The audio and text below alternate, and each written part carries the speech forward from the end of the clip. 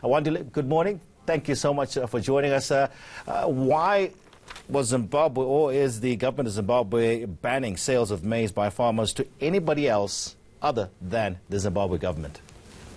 No, I mean, look, I think the first point to put out is the fact that Zimbabwe has, since the year 2000, been a net importer of maize. There's been a few years whereby they've been somewhat self-sufficient. So they're not net exporters of maize. So this year around, the government has banned the sales of imports of sales by farmers to anybody else except their government-owned grain.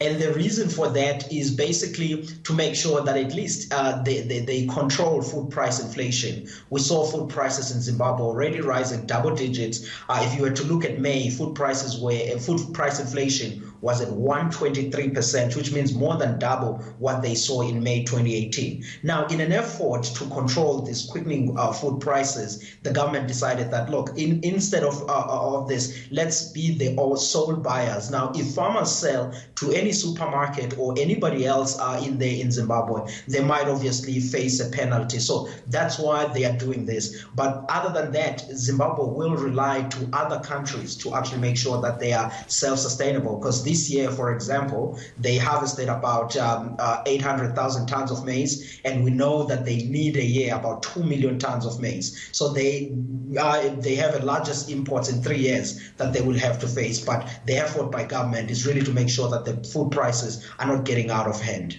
Now, the Minister of Agriculture in Zim estimates that maize production for 2018-19 is a shortfall of about 800,000 tons, metric tons, and they say they are going to import 800,000 tons. Tell us, why is Zimbabwe in this particular position where production is so low? Has it been, is it an economic issue? Has it also got to do with the weather in terms of the drought? No, I mean, I think there are a number of issues that have placed Zimbabwe in bad footing. Fundamentally, since year 2000, when Zimbabwe undergone the land reform process, it has had a fragile agricultural sector. There's been really few years where they are self-sufficient in terms of production. But this year around, the unfavorable weather conditions worsened the situation. They started off with drought, which led them to delay their plantings. And later on, around about March, they experienced again the floods through the cyclone Idai, which messed up a lot of things in Mozambique, parts of Malawi, as well as Zimbabwe. So unfavorable weather condition adding to a sector which has already been fragile since that land reform process is one of the key things that have led to this situation. And to the point of imports, which you are alluding to, whereby the government says they will import about 800,000 tons, I do think that estimate is also conservative, because if you were to look at how much is coming from the fields as a harvest and what Zimbabwe consumes a year, which is about 200 to 2 million tons, and they are harvesting about 800,000 tons, the arithmetic there doesn't balance. They will need to import more than that. But now the key important question is, where will Zimbabwe get that maize? Because they largely need white maize, which is scarce in the global market, and the only countries that can really supply that is South Africa and Mexico. And those are some of the key things that we'll be looking at, and Zambia to a certain extent. Now, the new president, Emmerson Mnangagwa, he came in and some new policies, different way of thinking. That's what the new ZANU-PF is saying now. And they introduced something called Command Agriculture Program, which is they're providing farming inputs to smallholder farms. Has this helped resuscitate in any way whatsoever the agricultural industry in Zim? No, it might have helped somewhat last year, because obviously if you get the inputs from the state, that helps you to a little bit on an import cost perspective.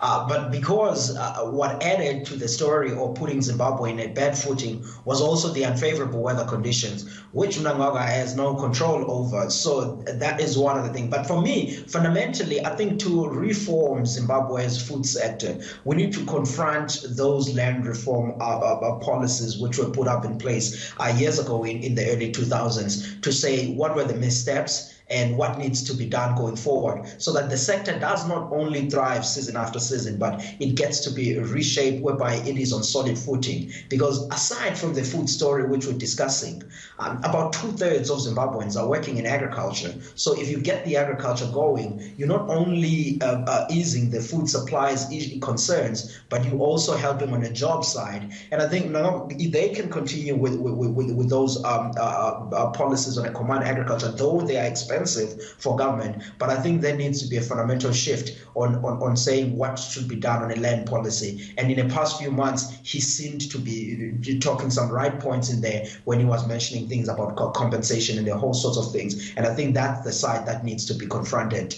if we're looking at a long-term sustainability of the Zimbabwean agricultural sector.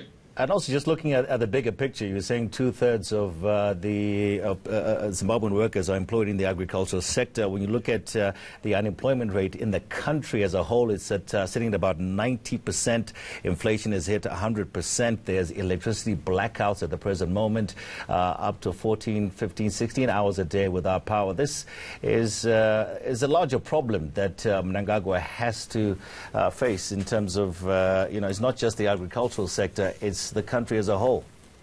Yeah, I mean, this is a country as a whole, to the point, again, where I was saying we need to look at what policies, long-term policies, that might be painful, but are necessary to attract investments. Because now we are sitting with a country where there's not much that is happening on an investment perspective. And all of this boils down to some of the ill-conceived policies in the early 2000s. Then how do you reform those in a sustainable way, obviously being cognizant of what you are dealing with as a country? And I think that's the conversation that and I think they know that.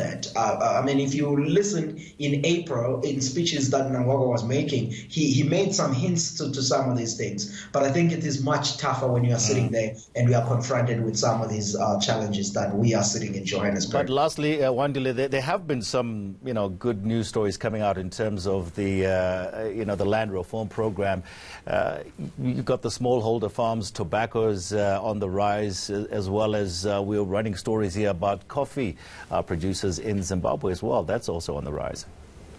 I don't know if those good stories will largely be linked to the land reform per se, but my judgment of the land reform implementation in Zimbabwe, I would say that it has left greater devastation. But yes, there's been good stories of smallholder farmers who are coming up. But who knows, what if the sector was performing much well than it is today, it would have absorbed many more smallholder farmers, not to the extent that they will remain small, but they will remain really, they would grow really and be some serious commercial farming entities that will be there. Maybe those are some of the things that we've forgone when this policy was actually implemented. But certainly the coffee industry, the tobacco industry, and the sugar industry are the main ones that I see still having some breathing space in there. And one hopes that over the coming years, those could be nurtured. But obviously, on the sugar side, you will see the global sugar market is pretty much tight, and it seems to be tight for everyone and for those farmers as well. But this is certainly a challenging year for Zimbabwe.